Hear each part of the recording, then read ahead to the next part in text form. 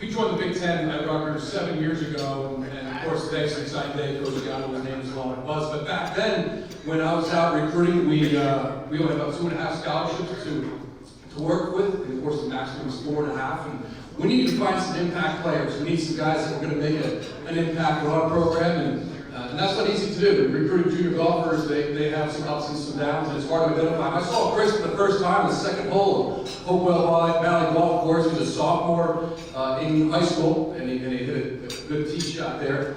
And I watched him countless times after that. We went all in. Chris was my guy. Chris was my guy. Went all in on Chris, and we're going to see how the journey worked out together. It was a little tough early on, I might say. Chris could attest to that. Everyone's heads would turn with this club head speed and be all excited, but there were some ups and some downs. But one time, I'll tell you a story when I was out in U.S. Junior, and I was with Coach McGraw from Baylor at the time, and here we are looking for these impact players for our program. And Chris was committed at the time. He was playing the second U.S. Junior. I was on the far left-hand side of the range, and I was looking for some next good player to come join us. And we kept hearing this noise from the other side of the range, just a different sound, different impact sound. And we were trying to identify who it was. I was squinting, and he was kind of squinting. And finally said, there it is, it's coming from right there. And then sure enough, I laughed. I said, that's my guy. And he's coming to me. Yeah. And it was just one of those great feelings because Chris had a different sound to his ball. When Chris hits the ball from the other side of the range, of course that continues today, it has a different sound to it, and we were excited to get Chris. Chris's freshman year, he was an athlete stuck in a non-athletic body. Those were his words, not mine. He never saw a bag of Cheetos or a bag of Doritos or a box of Oreos. He didn't feel he could just finish in one sitting. He felt like an airplane was the best time to finish that entire box of Oreos. And he had it's true. We had this conversation. I said, you maybe just some moderation, a couple Oreos. Chris, we go on a training trip to Florida, spring of freshman year. This is my guy. I'm all in on Chris. Trying to build a program that was 276 in the country out of 300, and we needed to build around Chris. By the way, we're number one in the Northeast as of today. It's the first time in program history. Obviously, you all see where the story is going with Chris, for sure. But Chris was shooting 100 on the training trip. He actually shot 100. We kept score. The slammer and the squire, he shot 100. He was completely lost. He has high club head speed, and we have high club head speed, and the path and the faiths are 2 degrees off. The ball's going to go a long way. So he ended up getting things back on track freshman year. Had a chance to win the Big Ten championship as a freshman, but he was not ready. He was not ready yet. He couldn't close the door. He was a guy in the wintertime who would avoid short game challenges with the senior players because he would get destroyed. He was a one-dimensional player at the time. He would pick the driver. He would swing it hard. He gouged the wedge out. He didn't have a pre-shot routine. His putting was below par. So he had some work to make up. And normally what I see from my experience of coaching now for a number of years, 16 years or so, great to see Brian Farrelly out here, one of my first players I ever coached 16 years ago. But the biggest impact I always see is the changing game is from freshman year to sophomore year. That's when you can see what is the gap, what you have to do, where you got to go. And Chris took that pretty serious. He came back, he looked different over that summer. He had some very difficult losses, as we all know. With the Ike, had a chance to win the Ike, and wasn't ready yet. Set the course record Arcola, wasn't ready yet. Sophomore year had a great season for us. He got to the Big Ten championships, had a lead, a one-shot lead with 4 to go last year at Philly Cricket Club, and he was really close. But he wasn't ready yet. He still wasn't ready yet until the father-son championship. The father-son championship was the turning point, I think. Gotterup is in attendance, and that was a good win in June. But once he got to the New Jersey State Open this year, I got to him on the 9th hole in the final round, and I got to tell you, at that point, I've seen Chris transform his body. I see him in the weight room. I try to keep up with him in the weight room. I keep up on the bench press, not as much as the deadlift, but I can keep up relatively good in the bench press with him. He works his butt off. He worked so hard to transform his body, to transform his game, to make his body more mobile so he could be able to not play a one-dimensional game. He worked on his pre-shot routine. He worked on his wedges. He worked on his putting. Putting became the best part of his game. He was losing strokes, now he's positive, one shot around on average. He was made it a strength. He's worked so hard to do that. And that's keen for this. So I got to him. I look him in the eye. New Jersey stayed open there at Truck Bedminster, and things look different. Things look good. Shoulder blades are back. Had a little look in his eye, and I was like, I said to Chris's dad, I said, you know, I got my oldest son, he's got his first drive chip and putt like an hour away. I go, I got to be there. But I said the 15th hole, my opinion, to decide this tournament, which Chris went on to eagle there on the new course, and that turned out to be a huge swing and go on to a 3-shot win. And then the Met Open, and once he got through that match with Jack Wall, it was his tournament to lose it. He was not going to lose it. The floodgates were open. The floodgates were open. He was going to be a force to be reckoned with here in this area, but certainly in the college ranks, we've seen that as well. This year, Chris is the #1 ranked player in the Big Ten so far this year, which is an amazing accomplishment by itself. There's a number of top 5 finishes at UNCG and in Quail Valley, 13th at Wake Forest. A good start at Wisconsin, but of course the highlight was his tournament at Notre Dame this fall, which is an amazing field, a very stacked field, a really well-run tournament. And Chris went out and had a 4-shot lead going into the final round. I was with him in the second round, which is the most effortless 63 I've ever seen. We just cruising along, and I thought the scoreboard was wrong. I walked by the scoreboard, I was like, oh, I'm going to look at the scoreboard because the shows him having a huge lead, and sure enough, it was right. I lost track of how many birdies he was making out there. But the one story from that event is I've been very privileged to have a great friendship with Chris. I'm with him quite a bit, and whether it's in the car rides, you know, watching The Office or Curb Your Enthusiasm, and getting to know Chris at a real personal level. But we're coming down, and you know, he knew that I knew how to kind of communicate. I think with him coming down the stretch there, about 5 or 6 holes to play. We had a couple critical up and downs. He said, "Where am I at?" I said, "You got 4." And he said, "Let's step on their throats.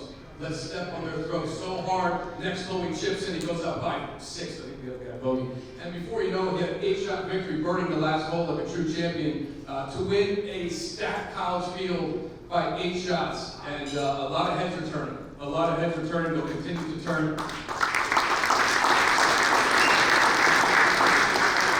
I am finishing up. I promise I'll finish up. The one thing that I say to Chris a lot, again, maybe just to open up, again, this is all on Chris, but I've been fortunate to have a little piece of the play, a small part, and being able to have his ear open to what I might suggest. And a couple things I've been continuing to say, and we'll keep it real simple, and that's stay humble, because he's had a lot of things coming out of a lot of awards, a lot of excitement.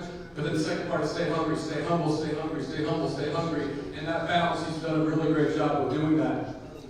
A couple other things that I just wanted to throw out to you in terms of his development as a leader. Chris is not a natural leader. He would rather kind of sit back and have the Cheetos with friends and let other people take him to where he needs to go. But on our team, we need him to be a leader. He'll be named captain tomorrow at the team meeting, and he'll be the sole captain of the team. But he's really developed that role in conversations, because to me, I'm not going to give somebody the title of a captain, you know, just to have a title of a captain. We never have captains, we have deserving captains. And Chris has worked hard to become a leader, to realize that responsibility that he needs to have with his teammates to help continue to lead us to a Big Ten championship. A final thing about Chris I just want to throw out there, a couple things. Number one, it's just we've been very proud for him to carry the state of Rutgers. I know we have people from New York and Connecticut and all over, but for him to be carrying he's talking about getting a New Jersey tattoo. We're going to hold him to that because I'm mentioning it here. But to carry the State University of New Jersey everywhere he goes is huge.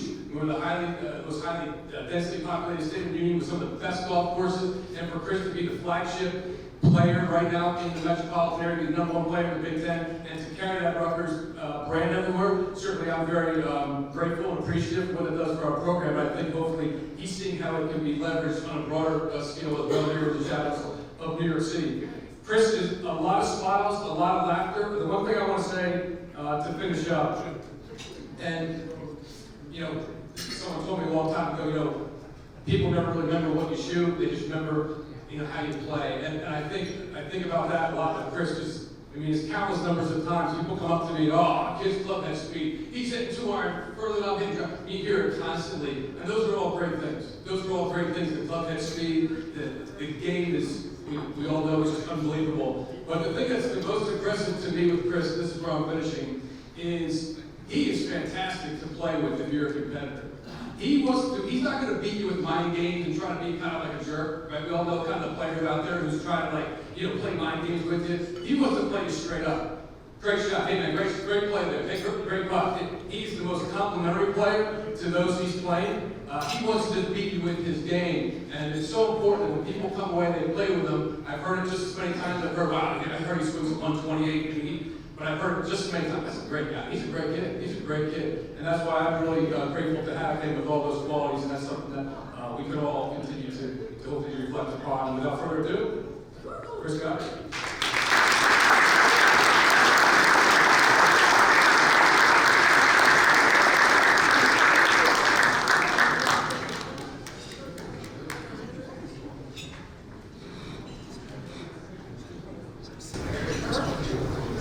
First, I want to thank West Coast Cricket and MJ for having a great event tonight. The MJ always puts on great events, and it's another great one tonight.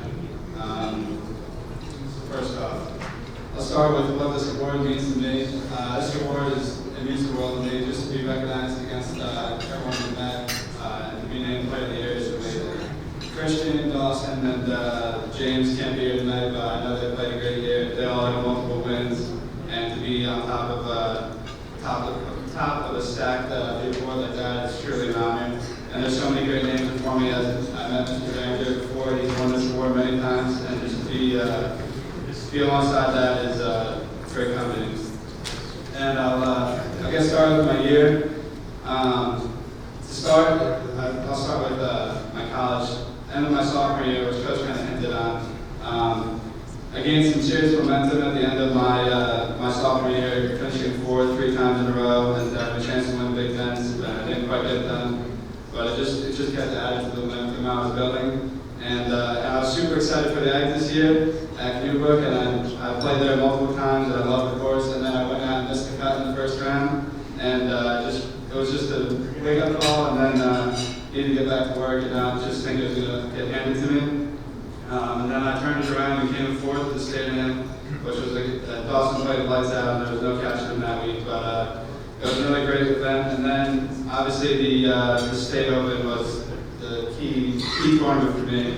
I've had so many close calls at Meadowbrook and Ike. I don't know how many, 3 years ago. I had a 5-shot lead with 9 holes left and ended up losing somehow. I still don't know how I did it, but it was a great. That was a heartbreaker. But I think what I always say is I needed that event in order to do what I did now, and so I learned so much from that tournament, and just having so much control and then losing it all in a matter of 9 holes.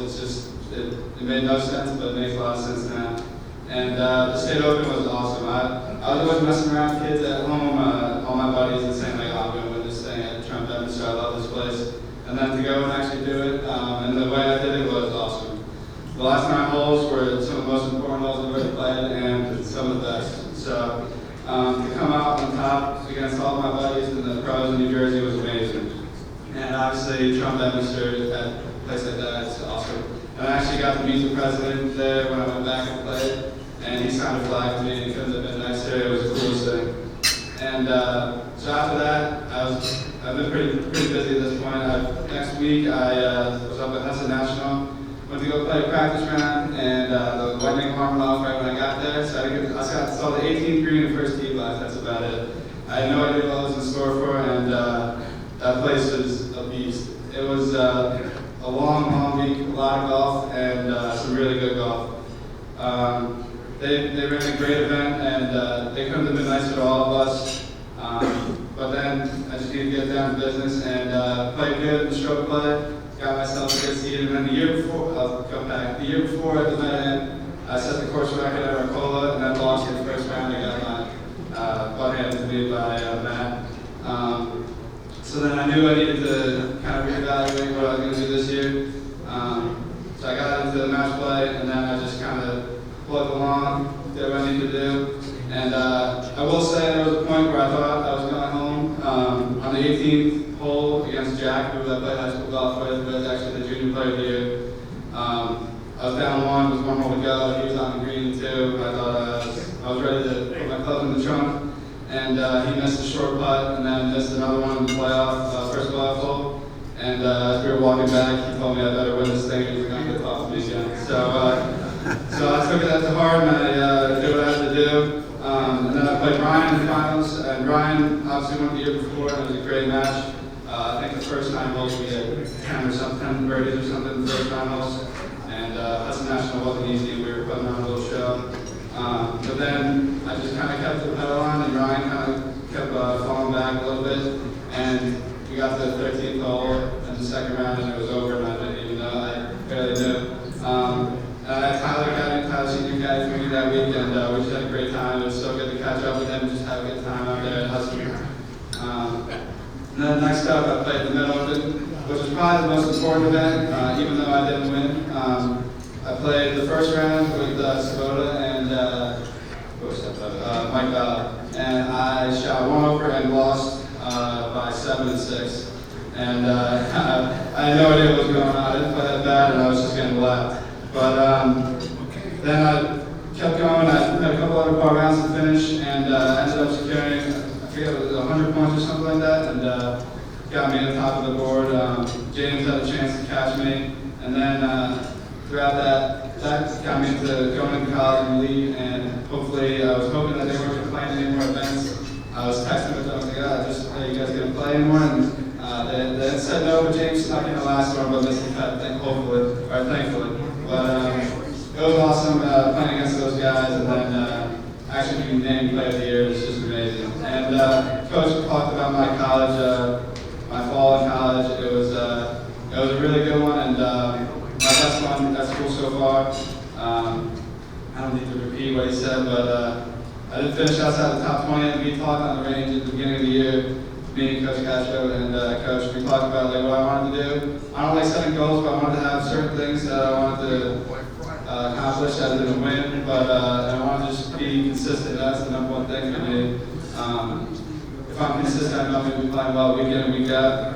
And no finishes outside the top 20 was a really important one for me. And 3 in the top 5, and then obviously the win another day, which Coach talked about, was just awesome. And then none of this would be possible without people who I am supported by. I feel like there's one of the kids who's on the basketball team who I'm friends with. He said I'm a product of the people that I surround myself with, and that couldn't be more true for myself. My family, mom, dad, sister, my brothers in Indiana who couldn't be here who actually catch me in the state open. They support me no matter what, and I'm super thankful for that. And then the people at Rumson Country Club who are just as crazy as I am, and they're part of what I am. And I go over there. I can go over there to practice, or I can go over there and just hang out for hours without hitting a single ball. And they create part of the atmosphere that I like to just have fun, and I could really care less what happens, but I'm gonna have fun while I'm doing it. And then I also want to thank Coach and Coach for being here tonight, and just for all what they've done for me. Whenever I need something at school, they're on top of it.